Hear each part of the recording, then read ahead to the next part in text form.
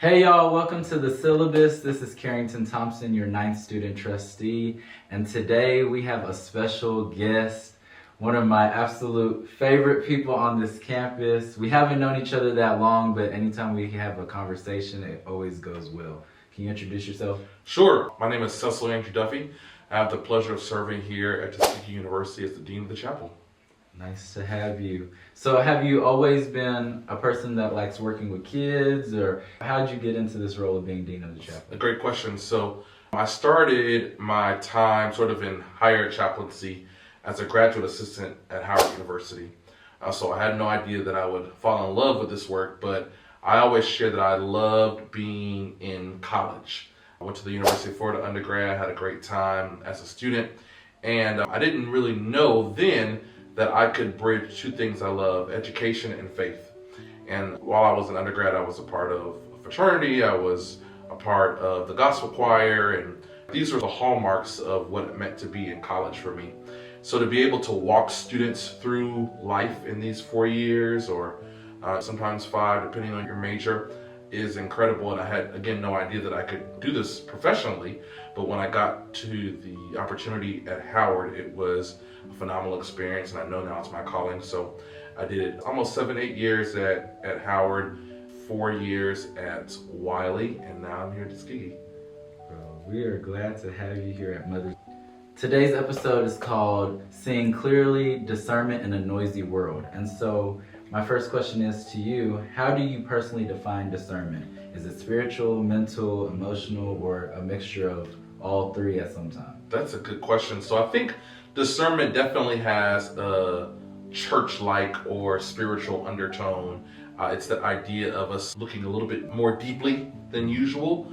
But what I've come to understand, and even in my role as Dean of the Chapel, is everyone doesn't necessarily ascribe to a particular religious belief or religious tradition.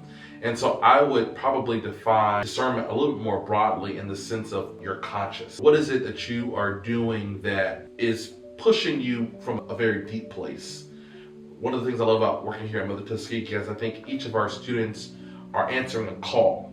And that call could be from God, that call could be from a higher power, that call could be something that pulls at you, that won't let you sleep at night. And so I think of discernment as not just sort of an answer to that call, but doing your best to align it to something that's greater than yourself. So many of us feel pulled in different directions at Tuskegee, between school, social media, life. How can we begin to quiet the noise around us and hear our own inner voice? That's a great question. So I would first of all ask you, as a student leader, folks who are watching this particular platform, there's a quote that's from Howard Thurman that says that you should listen for the sound of the genuine. And if you can't find the sound of the genuine, then you will be literally on the strings that someone else pulls. So imagine a puppeteer. And if you don't know your voice, if you can't find that inner discernment, if you will, then you'll be at the whim or at the whim of another individual. And so I think there are a couple of questions that might help to get folks to a place of strong discernment, and that's answering, who am I and why am I here? I bring those questions up because who am I is not just your name, but who am I is why is it that you've been placed here on earth? Who and why am I here? A deeper question, your mission. And I believe if you are able to answer those questions, that you will have a better sense of knowing what you should be doing in life. For example, who am I is not just who people think you are, but who you are when no one's watching. Who are you when the lights, I like to say, of the stage are turned off? Who are you behind the scenes? And I think that when students begin to contemplate that question, they have the opportunity to go deep. Why am I here? Again, mission. You all might have heard me say this before, but there is a president who's actually interim president now at Howard, Wayne Frederick, who used to say we should stop asking students, what's your major? And start asking them, what's your mission? What is it that you believe God has called you to do? Again, that higher power. And beyond that, I love Dr. Brown's point about us solving the world's most complex problems. I believe that each of us has a calling or a mission to solve some type of problem. And so when we are discerning, when we are struggling, when we are doing the work to answer that question, I think that that gives us great purpose. I'm glad you said that, because it goes to one of my next questions. How can you recognize the difference between the fear of holding back when you're trying to maybe not confront that mission that you're being called to do, and then discernment of trying to be guiding forward? So I think that there should be some dialogue that takes place in all of this. So the good thing about vocation, and I share this with students all the time, is you don't have to do this work by yourself. There's a beautiful story in the Bible of Daniel, and we often know them as the Daniel and three Hebrew boys, Shadrach, Meshach, and Abednego. And as they grow older in this kingdom that they've been if you will, stolen from their homeland and placed in this country, the story goes that the king needs someone to help discern a particular dream, to help make sense of a dream he's had. And so he calls all of his astrologers, he calls all of his magicians, and nobody can help him interpret the dream. But then he calls Daniel, and Daniel is brought into the situation. And instead of Daniel immediately answering the king about what the dream means, he goes back to his three friends and he says, I need you to pray for me, that I will have the discernment to be able to share what the dream means with the king. And that to me is a significant reminder that we don't have to do this work by ourselves. It was Daniel who was called to interpret the dream, but Daniel goes and finds his friends. And so when I think about vocation, when I think about what it means to answer a cause, you don't have to do this work as an individual. You don't have to do this work by yourself. It's not a solo sport, but really you have the opportunity to do this in collaboration and community and conversation with other people. And I think that's what makes Tuskegee so great, is that we are constantly in communication with each other. You have the career office, you have folks in student affairs, you have the chapel, you have people who are helping students to discern and let you know you don't have to do it by yourself. Next question. What advice would you give a student who feels lost in the noise? I know for myself, there's been times where I've gotten overwhelmed and I've strayed away from what was really important because of this thing, and then just consumed everything, unsure of what's next or who are they or becoming. What's some advice you would give? So the first thing I would say is for the student to pause and to breathe. If I can be more transparent, you and I had a conversation a few weeks ago about what does it mean to just sit. Amongst all the activities, and I know that Mother Tuskegee, with their 3,300 students here, you all are doing the work.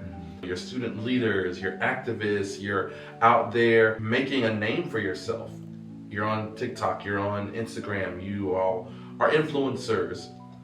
But I think it's important for you all to realize that these are probably going to be the most formative 4 years of your life, literally, and you don't get these back.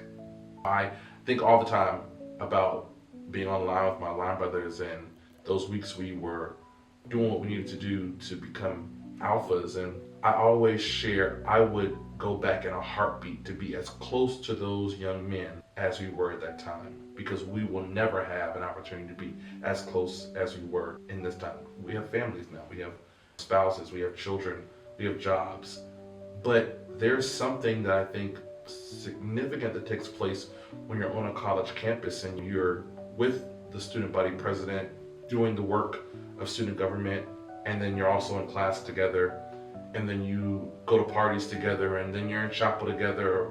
There is something about the community that is formed. And to be honest, I hear over and over and over about this generation looking for a quote unquote community. Well, sometimes you have to receive the community in silence, meaning grieve. Welcome the fact that you are in college. And it's not so much about, oh, I gotta get this internship or I have to get this job. Sometimes you just have to receive the moment for what it is. And I remember us having that conversation and even taking a break, me going home for an example, just having that moment when we just sit, and it's a different type of peace when you can sit and reflect. Reflecting is where I have found my peace, and even some of my discernment has been shown during that moment, but there's really a motivational feeling. I really can't explain it, but it's just being to yourself and knowing what you have to do, even to be the person you're trying to become during those moments. I feel like I have learned so much about myself more when I've invested time to have those quiet. So, And I want to sort of reference what I said earlier, even in the idea of remaining silent, being by yourself. It's not, sometimes people feel lonely in that moment, but you can be in silence or be in contemplation with a therapist. You can do it with a mentor. You can do it with a close friend. I think the idea of quieting the noise is knowing that you can turn off Instagram sometimes. You can decide to shut off TikTok. You can decide to the music off for a moment and hear something that's more deep and not necessarily the voices of everybody else. I agree. Next, you've counseled and you've guided many students, I'm sure, at Howard, Wiley, and now you're here. What have you noticed about the ones who seem to live with the most clarity and peace? Well, I'm going to be honest, Carrington. Peace and the idea of being stress-free is not the norm. The unfortunate reality is students ages 18 through 25 are suffering from anxiety and depression the most. It's realizing that, what does it mean to fail? What does it mean not to do what I thought I was going to be able to do? Pardon me. And so I would say that the first step is pausing and realizing that, one, you can do this. You can go to school, you can do well in classes, you can join that fraternity sorority, you can be part of student. Well, you can do all of the things that you want to do. The capacity, you have the capability, and there will be times when you will fail. And that's okay as well. It's okay not to do well on an exam. It's okay not to get in a particular organization that you're trying for. It's okay that you don't get elected to a particular office. And I think that it's in those failures that you learn about yourself. You learn how you will react to circumstances that are not favorable. You know what to do when things don't work out the way that you expected them to.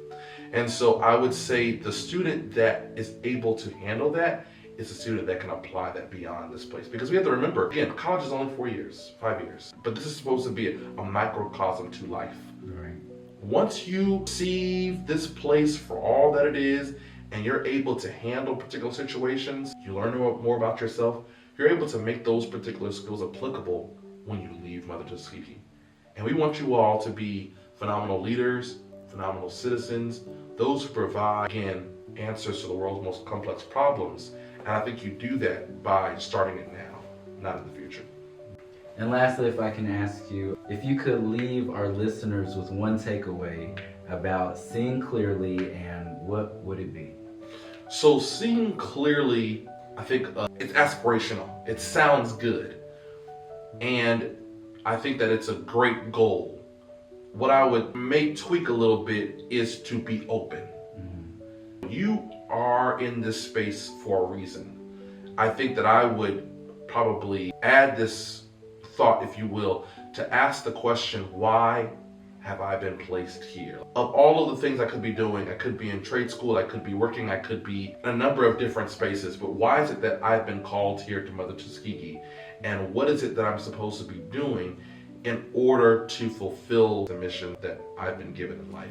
And I think the idea of clarity or seeing clearly is being confident that every day you're answering that question, that you're walking out that particular mandate. I say that because many of us are often doing what our parents want us to do. Yeah. We're doing what our professors want us to do. We're trying our best to fulfill someone else's dreams for us.